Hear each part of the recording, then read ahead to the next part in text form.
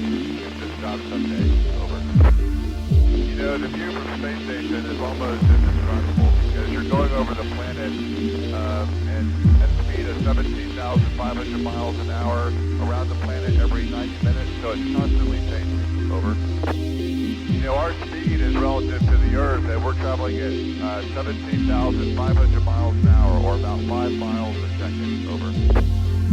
I'm going to tell you, this is a very common question, and of course people want to know how you live in space, to include how to use the toilet. But we have, the best way to describe it is, we have what's like a vacuum hose, and then we have a big can that we put a liner inside that also has a vacuum to it, and that helps us use the toilet in space. Over.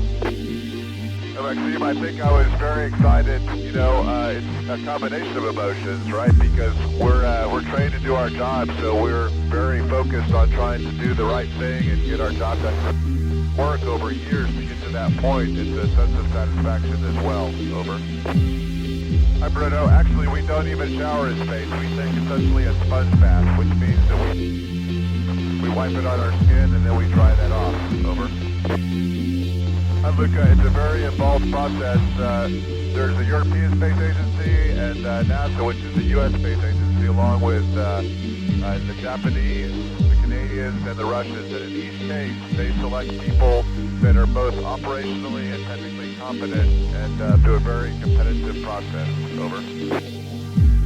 Danielle, I keep in touch with my family with an internet protocol telephone, so it's an application on our laptop, and as long as we have coverage through the satellites and our KU band, then we're able to talk with our family. And then once a week we have a video conference. Over. I said, we're doing all kinds of research. We have over 200 experiments going on at any one time.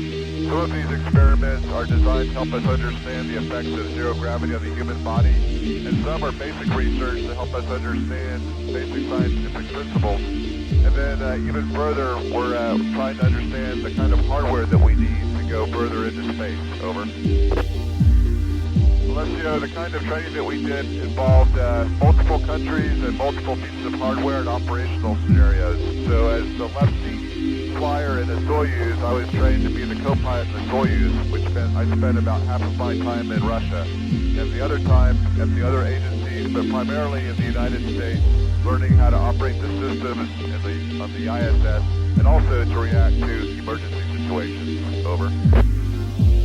Hi, Simone. I have not counted the days specifically, but it's a little bit over 2 months. We launched on the 15th of December, and we're the 56th day right now, so I guess around 71 or 72 days in space this time. Over.